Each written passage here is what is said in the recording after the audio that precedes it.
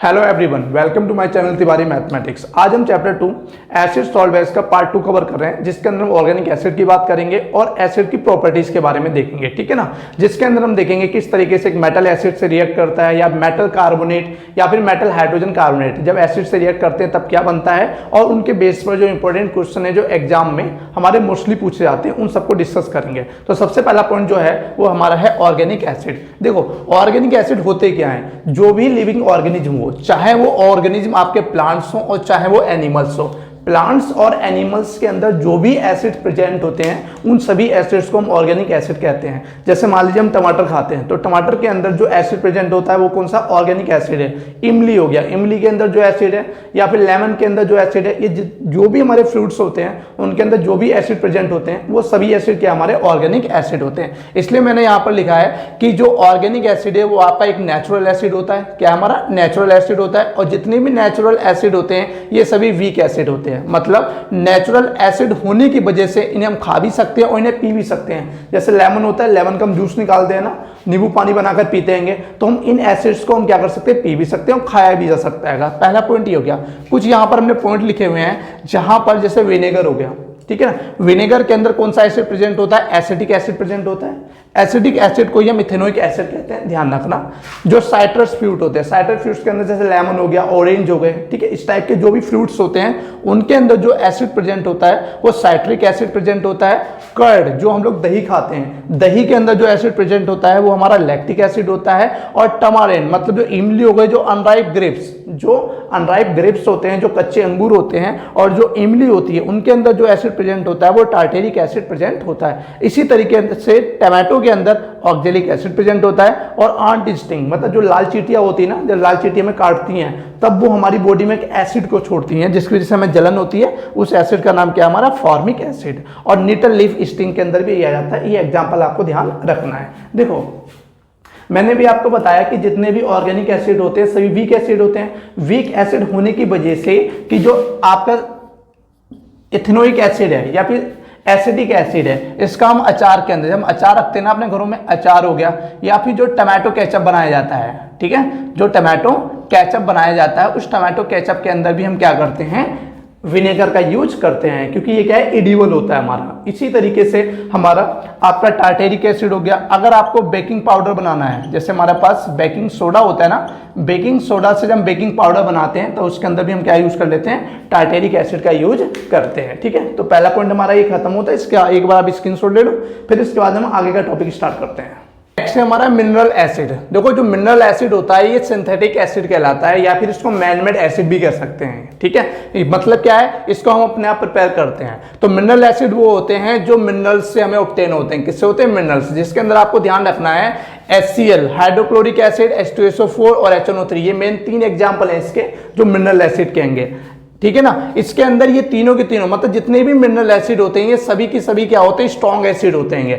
H2CO3 एक mineral acid है, लेकिन ये हमारा क्या होता है? एक वीक एसिड होता है। इसको छोड़कर बाकी सभी हमारे स्ट्रॉन्ग एसिड होते हैं। कुछ वर्ड्स और हैं जो आपको ध्यान रखना है। एक कॉन्सेंट्रेटेड एसिड, देखा होगा आपने, ऐसा लिखा हुआ कॉन्क H2SO4 लिखा होता है। तो जब भी कॉन्क H2SO4 लिखा है तो इसका मतलब समझ जाना इसमें मैक्सिमम अमाउंट में एसिड प्रेजेंट है, बहुत ही कम अमाउंट में क्या है? वाटर है। और ये हमारे लिए डेंजर होता है। अगर मान लो कहीं पे भी अगर एसिड हमारा गिर जाता है, मान लो हमारी स्किन पे गिर जाता है तो स्किन को गला देगा, ठीक है, अगर कपड़ों पे गिर जाता है तो कपड़ों को जला देगा। तो ये बहुत ही डेंजरस एसिड होता है कॉन्क H2SO4, क्योंकि इसमें क्या होता है? मिनिमम अमाउंट में वाटर होता है, मैक्सिमम अमाउंट में सॉल्यूट होता है। वहीं पर अगर देखा जाए डाइल्यूट एसिड, डाइल्यूट एसिड में उल्टा होता है। यहां पर क्या होता है? मैक्सिमम अमाउंट में आपका वाटर होगा और बहुत ही कम अमाउंट में यहां पर आपका एसिड होगा। इसे हम क्या बोलते हैं? डाइल्यूट बोलते हैं। एक पॉइंट है हमारा डाइल्यूटिंग एसिड, इस पॉइंट को ध्यान रखना है, ये आपका एग्जाम में पूछ लिया जाता है। इंपॉर्टेंट पॉइंट है हमारा डाइल्यूटिंग एसिड।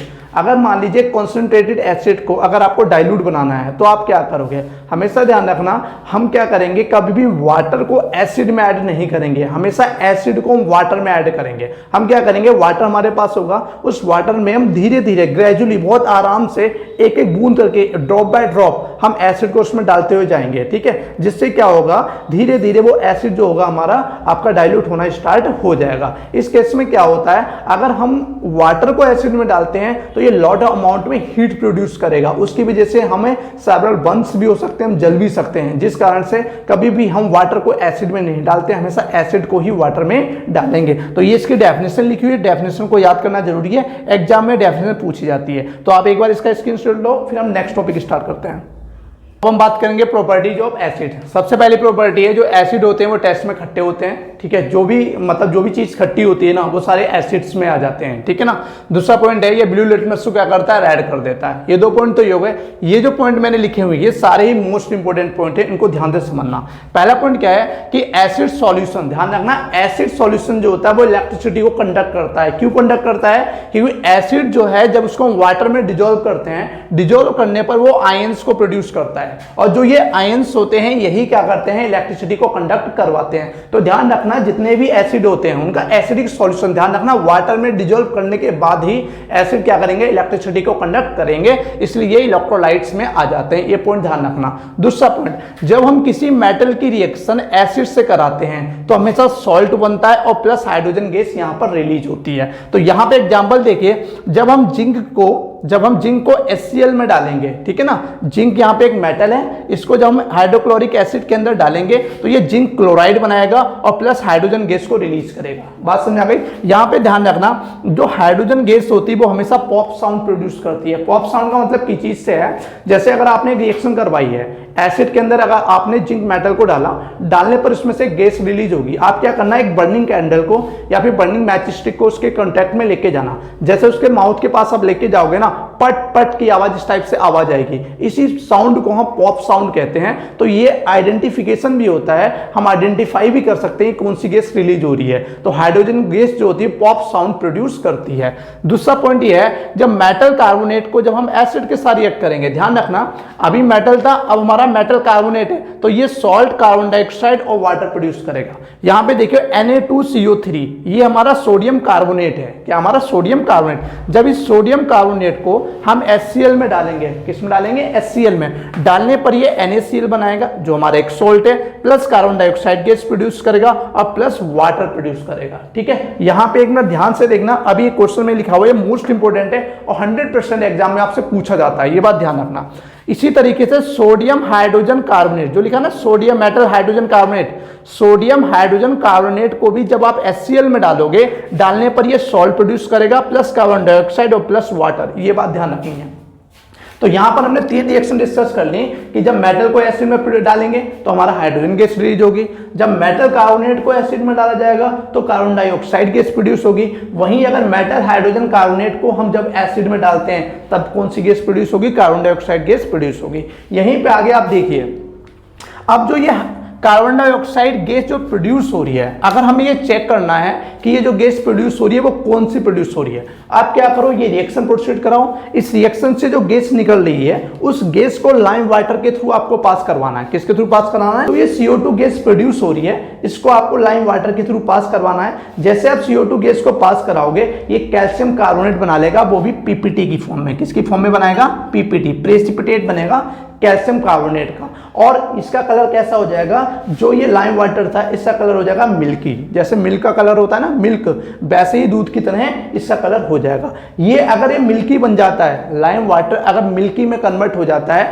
तो ये कंफर्म करता है कि जो गैस प्रोड्यूस हो रही है वो कार्बन डाइऑक्साइड गैस है। अब यहाँ पे एक पॉइंट और भी ध्यान रखना जो एग्जाम में पूछ लेता है, अगर हम एक्सेस अमाउंट में CO2 पास करा दें लाइम वाटर में, अगर आप एक्सेस अमाउंट में CO2 को पास कराते हो मिल्की मतलब लाइम वाटर के साथ, ठीक है, तो लाइम वाटर पहले कन्वर्ट होगा कैल्शियम कार्बोनेट में जो मिल्की कलर का होगा, और जो ये मिल्की होगा वो एक्सेस CO2 से रिएक्ट करके कैल्शियम हाइड्रोजन कार्बोनेट बना लेगा, कैल्शियम हाइड्रोजन कार्बोनेट बना लेगा, और जो मिल्कीनेस थी वो आपकी डिसअपियर हो जाएगा, एक तरीके से पूरी तरीके से वो कलरलेस हो जाएगा। ये पॉइंट है, मोस्ट इंपोर्टेंट है, आपको ध्यान रखना है, आपके एग्जाम में 100% ये पूछा जाएगा। और ये वाला भी क्वेश्चन आपका पूछ लेता है कि जब किसी मेटल को हम एसिड में डालते हैं तो कौन सी गैस प्रोड्यूस होती है वह, और उसको किस तरीके से हम आइडेंटिफाई कर सकते हैं, ठीक है। तो एक बार आप इसका स्क्रीनशॉट लो, इन चीजों को पढ़ना जरूर, मोस्ट इंपोर्टेंट है। और इसके बाद हम नेक्स्ट टॉपिक स्टार्ट करते हैं। हो रहा है हमारी अगर हम मेटल ऑक्साइड को अगर एसिड के साथ रिएक्ट करते हैं तो सॉल्ट और वाटर बनाता है। ये मैंने रिएक्शन इसलिए लिखी है कि कभी कभी पूछ लेता हैगा कि हमारे पास एक कंपाउंड है एक्स, ठीक है, जो ब्लैक कलर का है, उसको हम एसिड में डालते हैं, डालने पर हमें कंपाउंड वाई मिलता है, ठीक है ना। इस टाइप से आपसे क्वेश्चन ये पूछ लेता है। तो ध्यान रखना, जो कॉपर सेकेंड ऑक्साइड होता है, इसे कॉपर ऑक्साइड बोलते हैं, ये ब्लैक कलर का होता है। तो कॉपर ऑक्साइड ध्यान रखना ब्लैक कलर कंपाउंड होता है। जब इसे आप एसिड में डालोगे, डालने पर ये कॉपर क्लोराइड बनाएगा, जो ध्यान रखना कैसा ब्लू और ग्रीन कलर का बनेगा, ब्लू और ग्रीन, और वाटर प्रोड्यूस करेगा। तो ये रिएक्शन आपको ध्यान रखनी है। एक छोटे छोटे 2 पॉइंट और है, कभी भी पूछ लेते हैं। एक तो एंटी एसिड, क्या हमारा एंटी एसिड। तो एंटी एसिड के मैंने 2 एग्जांपल लिखे हैं। एक तो लिखा है मिल्को मैग्नीशिया और दूसरा सोडियम हाइड्रोजन कार्बोनेट। यहाँ पे एक बात समझो, पहले एंटी एसिड होता क्या है। आपने देखा होगा कभी कभी क्या होता है, हमें खट्टी खट्टी डकारें आने स्टार्ट हो जाती हैं, हमें खट्टी डकारें आती हैं।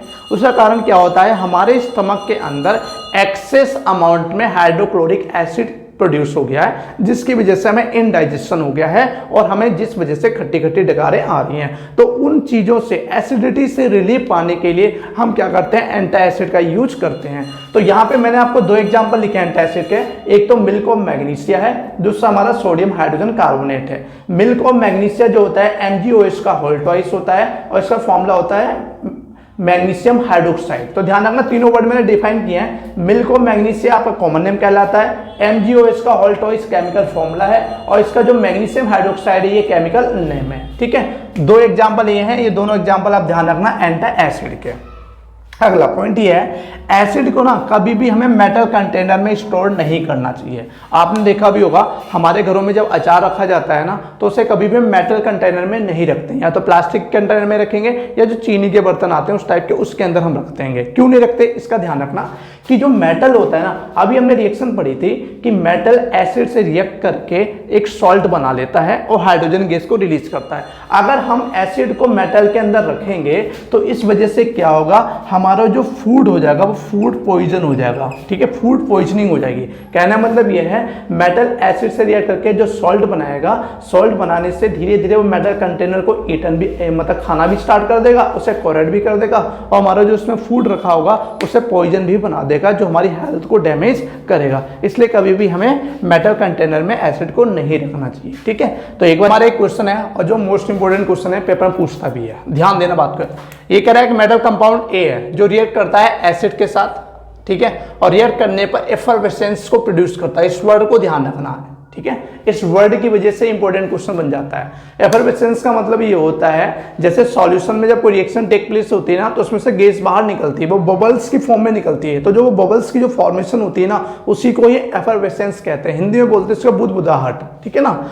और जो एक गैस इवॉल्व हो रही है वो एक्सटिंग्विश कर रही है बर्निंग कैंडल को। इस वर्ड को आप ध्यान रखना अच्छी तरीके से, ये वर्ड है, आप आसानी से समझ जाओगे कौन सी गैस होगी। देखो, बर्निंग कैंडल को बुझाने में जो गैस हेल्प करती है वो होती है कार्बन डाइऑक्साइड गैस। कौन सी होती है, कार्बन डाइऑक्साइड गैस। ये बात ध्यान रखना, किसी भी जलती हुई चीज को जो गैस बुझा देती है वो गैस का नाम है CO2 कार्बन डाइऑक्साइड, ठीक है। यहाँ पे एक क्वेश्चन मैंने अनकंप्लीट लिखा है, थोड़ा और भी है, ये कैल्शियम क्लोराइड भी प्रोड्यूस करता है, ठीक है। तो यहां पे जो हम एग्जांपल लेंगे, यहां पे कैल्शियम कार्बोनेट, ठीक है ना, कैल्शियम कार्बोनेट को जब HCl से रिएक्ट कराया जाएगा तब ये हमारा कैल्शियम क्लोराइड बनाएगा, क्योंकि ये चीज जो है ये क्वेश्चन के अंदर हमें गिवन है, ध्यान रखना। मैंने यहाँ पे लिखा नहीं है पर ये क्वेश्चन में हमें गिवन है, कैल्शियम क्लोराइड गिवन है, ठीक है। तो हमें इससे पता लग गया कैल्शियम से कि यहाँ पे जो कंपाउंड होगा वो कैल्शियम का ही होगा।